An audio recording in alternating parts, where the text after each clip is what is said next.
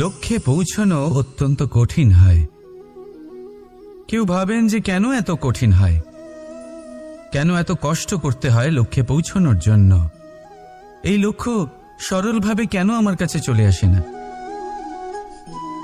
চলুন আপনাকে একটা কথা বলি, যদি আপনার লক্ষ্য কঠিন না হয় তাহলে তাকে পাওয়া আপনার পক্ষে অসম্ভব হয়ে উঠবে।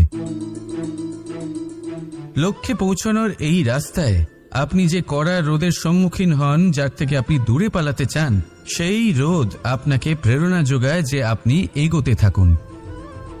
ভাবুন একজন যাত্রী যে কিনা নিজের লক্ষ্যের দিকে যাচ্ছেন, সেই পথে উনি যদি একটু ছায়া পেয়ে যান আর উনি ওখানে বিশ্রাম নেন, তাহলে তার সাথে তার ভাগ্য গভীর নিদ্রায় সেখানে বিলীন হয়ে যায়। তাই পরিশ্রমের করা রোদের থেকে কখনো দূরে পালাবেন না। জীবনে শুধু সামনে এগোতে থাকুন দৃঢ়তার সাথে। আর লক্ষ্য সরল হোক, কঠিন হোক বা অত্যাধিক কঠিন হোক, একটা কথা মনে রাখবেন, যে জীবনের লক্ষ্যে পৌঁছতে পেরেছে সেই লক্ষ্য প্রাপ্তির জন্য আফসোস কখনোই করে না। রাধা রাধা। কর্ম কর্ম সর্বদাই শান্ত মনে করুন। ভিতের সেই ইটের মতো করুন যে শান্তভাবে 7 হাত গভীরে অবস্থান করে। সবার চোখ যায় শিখরের সেই পতাকার দিকে, কিন্তু শিখরে থাকা সেই পতাকা প্রতীক হলো ভিতের মধ্যে থাকা সেই ইটের শক্তির, যে শান্ত মনে নিজের কাজ করে গেছে। তাই এইভাবেই নিজের কর্ম করুন শান্ত মনে, সন্তোষ ভাব নিয়ে। কলরব যা করার তা আপনার সাফল্যকে করতে দিন, কারণ যখন সাফল্যের এই জয় জয়কার চারিদিকে ছড়িয়ে পড়ে, তখন কর্মের এই মৌনতা আরও শক্তিশালী হয়ে ওঠে। তাহলে আসুন আমার সাথে ভালোবেসে বলুন, রাধা রাধা। শক্তি এক অত্যন্ত বিচিত্র বস্তু, বা বলতে পারেন অনুভূতি। পিতা সবসময় চান যেন তিনি তার শক্তি পুত্রকে সঁপে দিতে পারেন, যাতে সে শক্তিশালী হয়, যাতে তার মঙ্গল হয়। তার পুত্র সবসময় চায় যাতে সে পিতার সেই শক্তি লাভ করে, কিন্তু সেই শক্তি লাভ করার জন্য পুত্র হওয়া যথেষ্ট নয়, যোগ্য পাত্র হতে হয়। আসুন আপনাকে সহজে বোঝাই। যদি আপনি সুপাত্র হন আর আপনাকে শক্তি দেওয়া হয়, তাহলে আপনি সেই শক্তির গুরুত্ব বুঝবেন, কোথায় সেই শক্তি প্রয়োগ করা উচিত সেটা বুঝবেন। আর এটা যেহেতু অর্জন করা শক্তি হবে, সেই শক্তির অপব্যবহার হবে না। কিন্তু যদি এই আপনি কুপাত্র হন আর যদি আপনাকে এই শক্তি দেওয়া হয়, তাহলে কি হবে? দেখতে গেলে এই শক্তি আপনি দান হিসেবে পেয়েছেন, তাই না আপনি এই শক্তির গুরুত্ব বুঝবেন আর না এর প্রয়োগ আপনি জানবেন। তার অপব্যবহার হওয়া সুনিশ্চিত। তাই যদি আপনি কোনো শক্তি অর্জন করতে চান, তাহলে আগে তার যোগ্য হয়ে উঠুন। পুত্র নয়, পাত্র হয়ে উঠুন। আর আমার সাথে ভালোবেসে বলুন, রাধা রাধা। আমরা জীবনে এমন অনেক মানুষকে চিনি যারা অত্যন্ত শক্তিশালী, নিজের পরীক্ষা দিতে কখনো পিছপা হন না, খুব কঠোর হন, আত্মপ্রত্যয়ী হন, কিন্তু তাও তারা সাফল্য পান না। কেন? কি কারণ হতে পারে এর? লৌহ মানবের মতো ব্যক্তিত্বের অধিকারী হওয়া সত্ত্বেও তারা সফলতা কেন লাভ করেন না? এবার এটার উত্তর তাদের ব্যক্তিত্বের মধ্যেই লুকিয়ে রয়েছে। লৌহ মানব, লোহা। আপনি কখনো লোহাকে দেখে থাকবেন, অত্যন্ত শক্তিশালী, অত্যন্ত কঠিন, কিন্তু শুধু তখনই যখন সেটা শান্ত থাকে, শীতল থাকে। তাকে উত্তপ্ত করুন, তা আর কঠিন থাকবে না। তার উপরে এক আঘাত করুন আর তার আকৃতি বদলে যাবে। ঠিক বুঝলেন? যদি আপনিও জীবনে নিজের শক্তি দিয়ে, নিজের নিরন্তর প্রচেষ্টা দিয়ে বড় কিছু করতে চান, তাহলে সর্বপ্রথম একে শান্ত করে রাখুন। একে শীতল করে রাখুন। জীবনে যা পেয়েছেন তাতেই সন্তুষ্টি পেতে শিখুন। এই ক্রোধের তাপে নিজেকে বদলাবেন না। চিনতে শিখুন সেই চিন্তাগুলো যা ক্রোধ বাড়িয়ে দেয়, আর সেইগুলোকে শেষ করে দিন, নয়তো সেই রাগ আপনার পতন অবশ্যই ঘটাবে। রাধা রাধা। মানুষ বলেন প্রেমে অনেক শক্তি আছে, আর এটা সত্যিও বটে। প্রেমে এতটাই শক্তি থাকে যে শত্রুতার বড় বড় স্তম্ভকেও এত সহজে ফেলে দিতে পারে। কিন্তু আপনি দেখে থাকবেন, যারা অধিক শক্তিশালী হন তারা দুই ধার সম্পন্ন তরোয়ালের মতো হন। কারণ এই প্রেম যদি আচরণে থাকে, মনে থাকে, বিচার বুদ্ধিতে থাকে, তাহলে তা শুভ হয়। এই প্রেম সৃজন করে। কিন্তু প্রেম যদি ব্যবসার অঙ্গ হয়, যদি এই প্রেমের ব্যবহার নিজের স্বার্থ, নিজের অহংকারের জন্য করা হয়, তাহলে তা সংসারের বিনাশ ঘটাতে পারে। রাধা প্রেমের ব্যবহার করেছে শাম্বের কারণে, আর শাম্ব সেই প্রেমের ব্যবহার করেছে নিজের অহংকার, নিজের স্বার্থ সিদ্ধির জন্য। শেষ পর্যন্ত ক্ষতি শাম্বের হলো না, হলো প্রেমের। তাই মনের মধ্যে প্রেম ভাব অবশ্যই রাখুন, নিজের আচরণেও প্রেম ভাব বজায় রাখুন, কিন্তু সতর্কও থাকবেন আপনার এই প্রেম একে নিয়ে কেউ ব্যবসা না করে ফেলেন। আসুন আর এই ভালোবাসার সাথেই বলুন রাধা রাধা। আমরা মনে করি অন্যের উপকার করা, কারোর ভালো করা, কাউকে সাহায্য করা, সেবা করা, দান করা, সুখে দুঃখে কারোর সাথে থাকা, এ হলো আমাদের জীবনের সবথেকে বড় কর্তব্য। এটাই আসল কর্তব্য। কিন্তু এটা কি সত্যি? না। কর্তব্যের জন্য অনেক সময় মানুষকে অনেক অনেক যন্ত্রণা ভোগ করতে হয়। এমন কিছু কর্তব্য থাকে যা পালনের জন্য মানুষকে এমন কিছু পথ দিয়ে যেতে হয় যেখানে কাঁটা আছে, দুঃখ আছে, যন্ত্রণা আছে, বিপদ আছে। সেটা পার করে তবে ও নিজের কর্তব্যকে পূর্ণ করতে পারে। অন্যের উপকার, ভালো কাজ করা, কাউকে সাহায্য করা, দান করা, সেবা করা, সুখে দুঃখে সঙ্গ দেওয়া, এটা কর্তব্য নয়, এটা হলো আনন্দ।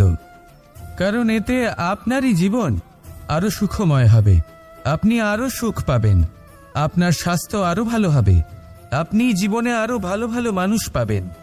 আর সব থেকে বেশি যদি এ কিছু বাড়িয়ে তোলে, তাহলে তা হলো প্রেম। তাহলে একে কর্তব্য মনে করবেন না। এ হলো শুধুই সেই পথ যাতে অগ্রসর হয়ে আপনি নিজের জীবন অত্যন্ত সুখময় করে তুলতে পারবেন। তাহলে আপনি এটাই করুন, আর আমার সাথে ভালোবেসে বলুন রাধা রাধা। কখনো কখনো আমরা কোনো কাজ আরম্ভ করার বিষয়ে ভাবি, তারপর আরো ভাবি, তারপর আরো ভাবি, আর ভাবতেই থাকি। দেখুন, এটা কোনো অন্যায় নয় যে আমরা কোনো কাজ আরম্ভ করার পূর্বে তার বিষয়ে ভাবনা চিন্তা করছি, সেটা বোঝার চেষ্টা করছি, ঠিক আছে। কিন্তু সম্পূর্ণ সময় এই চিন্তায় ব্যর্থ করা উচিত নয়। যদি আপনি বেশি সময় লাগিয়ে ফেলেন, তাহলে সময় আপনার উপর অবশ্যই রুষ্ট হবে। আর কেনই বা হবে না? আপনি সময় নষ্ট করছেন, আর সেটা উচিত নয়। দেখুন, নিশ্চিতভাবে ভাবনা চিন্তা করুন, বিবেচনা করুন, পূর্ণরূপে করুন, কিন্তু এটাও মনে রাখবেন যে উচিত সময়ের মধ্যে আপনাকে কর্ম আরম্ভ করতেই হবে। যদি ভাবতেই থাকেন তাহলে কর্ম আরম্ভ করতে পারবেন না। আর এই সময় অত্যন্ত বলশালী। যদি একে সম্মান করেন তাহলে তা আপনার সাথে থাকবে, আর যদি না করেন তাহলে থাকবে না। আসুন সময়কে সম্মান করুন, আর আমার সাথে ভালোবেসে বলুন রাধা রাধা। আপনি কখনো কোনো সাধারণ পাখি দেখেছেন? যেমন বাবুই। সে কি করে? সে কোনো গাছের ডালে নিজের বাসা বানায়। এবার সেইখানে বাসা বানানো সহজ ব্যাপার, কারণ সামগ্রী আশেপাশেই পাওয়া যায়। কিন্তু সমস্যা হলো আক্রমণ। কোনো সাপ বা অন্য কোনো পশু ওর বাসাতে ওর সন্তানদের ওপর না আক্রমণ করে বসে, এই ভয়ে তার সব সময় থাকে। আর এটা সব থেকে কঠিন ব্যাপার এদের জন্য, নিজের বাসায় নিজের সন্তানদের সুরক্ষা। আর বাজ পাখি, যদি আমরা বাজের কথা বলি তাহলে তারা কি করে? বাজ পাখি কোনো উঁচু পাহাড়ের শিখরে, কোনো পাথরের খাঁজে নিজের বাসা তৈরি করে। এবার ওখানে বাসা বানানো একেবারেই সহজ ব্যাপার নয়, কারণ সামগ্রী আশেপাশে পাওয়া যায় না, দূর থেকে নিয়ে আসতে হয়। কিন্তু সেইখানে আক্রমণের ভয়ও কখনোই থাকে না। এইভাবে উচিত রূপে ও নিজের বাসা রক্ষা করতে পারে, নিজের সন্তানদের রক্ষা করতে পারে। এর সারমর্ম হলো এটাই, যদি সমস্যা বড় হয় তাহলে সমাধানও উচ্চমানের হওয়া উচিত। একটা বাজ পাখির মতো ভাবা আরম্ভ করে দিন, জীবনে যে কোনো সমস্যা ছোট মনে হবে। রাধা রাধা। শত্রুতা। একজন মানুষ অন্য মানুষের সাথে শত্রুতা করে বসেন, দুজন ঘনিষ্ঠ বন্ধু। এমনও এক সময় আসতে পারে যখন এনারা একে অপরের শত্রু হয়ে ওঠেন। এর অনেকগুলো কারণ হতে পারে, কিন্তু মূল কারণ হলো আলোচনা। আগে হ্যাঁ, আপনি যদি কারোর বিষয়ে আলোচনা করেন তাহলে সে আপনার শত্রু হয়ে যেতে পারে। এবার মনে একটা প্রশ্ন আসতে পারে যে এটা কিভাবে সম্ভব হতে পারে? আলোচনা, এটা তো অত্যন্ত জরুরি। যদি আমি নিজের বন্ধুর খারাপ কাজের বিষয়ে আলোচনাই না করি তাহলে সে শুধরবে কি করে? এ কথা সত্যি যে আলোচনা আবশ্যক, কিন্তু তার থেকেও বেশি গুরুত্বপূর্ণ এবং আবশ্যক হলো আপনার এই সিদ্ধান্ত এটাই যে আপনার এই আলোচনা কোন স্থানে করবেন। যদি এটা সবার সামনে করবেন ভাবেন, তাহলে তা অপমানও হয়ে যেতে পারে। যদি এটা আলাদাভাবে করেন তাহলে তা পরামর্শ হয়ে যায়। অপমান কেউ স্বীকার করতে পারেন না, কিন্তু পরামর্শ সকলের ভালো লাগে। তাহলে যদি আপন কারোর জন্য ভালো কিছু চান, কাউকে শুধরে দিতে চান, আর আপনার মনে হয় আলোচনা আবশ্যক, তাহলে সর্বপ্রথম সময়, পরিস্থিতি আর স্থানের কথা মনে রাখবেন, নয়তো এই আলোচনা আপনাকে খুব ভোগাতে পারে। তাহলে আসুন আমার সাথে ভালোবেসে বলুন, রাধা রাধা। এই সংসারে আলোর উৎস কি? সূর্য। এই সংসারে মিষ্টি জলের উৎস কি? নদী। এই সংসারে উচ্চতার প্রতীক কি হয়? হিমালয় পর্বত। আমরাও জীবনে এরকমই হতে চাই, সূর্যের মতো তেজস্বী হতে চাই, নদীর মতো পূজনীয় হতে চাই, হিমালয় পর্বতের মতো উচ্চতা লাভ করতে চাই। সব ঠিক আছে, কিন্তু তার জন্য আমরা কাজ কি করি? যদি এরকম আমরা হতে চাই তাহলে সবার আগে সূর্যের মতো নিজেকে উজ্জ্বল করো। সূর্যের সব থেকে বেশি আলো নিজের অন্তরে থাকে। নদীর মতো নিজের পথ নিজেই তৈরি করুন। পাথরের সাথে ধাক্কা খাওয়ার পরেও থেমে না যাওয়া শিখুন। হিমালয় পর্বতের মতো উচ্চতা লাভ করতে হলে সেটার মতো অটল থাকতে শিখুন। একটা কথা অবশ্যই মনে রাখবেন, নিজেকে জ্বালাবেন তবেই সংসারকে আলোকিত করতে পারবেন। রাধা রাধা। মানুষ, প্রত্যেক মানুষ কাউকে ভালোবাসে, কাউকে ঘৃণা করে, কাউকে সম্মান করে, আবার কাউকে তিরস্কারও করে। মানুষ সবকিছু হতে পারে, সুস্থও হতে পারে, রোগীও হতে পারে, ধনীও হতে পারে, নির্ধনও হতে পারে, বন্ধুও হতে পারে, আবার শত্রুও হতে পারে। যদি কিছু না হতে পারে তা হলো অস্পৃশ্য, অচ্ছুত। ভগবানের কাছে সব থেকে বড় পাপ এই যে মানব শরীর, তা ঈশ্বর প্রদত্ত, তা তার মন্দির। প্রত্যেক শরীরে ব্রহ্মদেব বাস করেন, তাই শরীরের অপমান করা, সেটা ছোঁয়া থেকে দূরে থাকা, এটা কখনো করবেন না। এই জীবনে ছুত অছুত কখনো বিচার করবেন না। পরমেশ্বর যা দিয়েছেন তার সম্মান করতে শিখুন। আর আসুন আমার সাথে ভালোবেসে বলুন, রাধা রাধা। আমরা সবাই কিছু না কিছু পড়েছি, কিছু না কিছু শিখেছি, কিন্তু এটা শুধুমাত্র জ্ঞানের প্রারম্ভ। আমাদের চেতনা কোথা থেকে জাগ্রত হয় এটা জানা সত্ত্বেও আমরা বুঝতে পারি না। তাহলে আসুন আমরা আরো একবার শিখে নিই জ্ঞানের আকার। ব্যঞ্জন বর্ণ শুরু হয় ক দিয়ে। ক দিয়ে কোকিল, এটা পড়তে পড়তে আমরা শব্দ রচনা করতে শিখি, আর তারপর বাকি সব কিছু। কিন্তু আপনি কি কখনো ভেবে দেখেছেন যে এটা ক দিয়েই কেন শুরু হয়, অন্য কোনো অক্ষর দিয়ে নয় কেন? কারণ এই ক থেকেই উৎপত্তি হয় করুণার।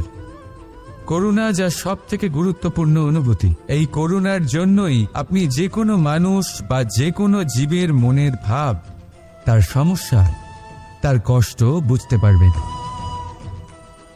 এই করুণাই প্রেমকে জন্ম দেয়। এই করুণাই আমাদের বিবেককে জাগিয়ে তোলে। তাই ক দিয়ে করুণা যদি আপনি শিখে যান, তাহলে জ্ঞানে জ্ঞানী হতে অধিক সময় কখনোই লাগবে না। রাধা রাধা।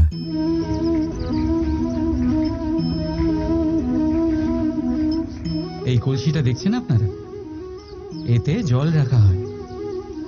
জল যাতে শুদ্ধ থাকে, শীতল থাকে। জল যা তৃষ্ণা মেটায়।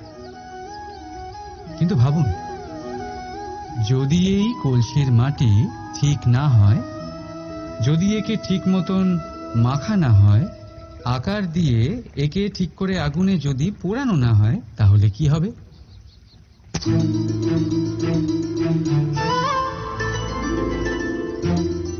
মনের সাথে ঠিক এটাই হয়। কারণ যদি প্রেম এই জল হয়, তাহলে কলসি হলো মন। মন রূপী পাত্রে যদি বিশ্বাসের মাটি না থাকে, যদি সেই মাটি অশ্রুতে না ভেজানো হয়, সময়রূপী কুমোর যদি তাকে আকার না দিয়ে থাকে, আর চরম পরীক্ষার আগুনে তা পোড়ানো না হয়, তাহলে প্রেম মনে থাকতে পারে না। যদি এই প্রেমকে পেতে হয়, তাহলে হৃদয়কে বশ করতে হবে, আর মন থেকে বলতে হবে, রাধা রাধা।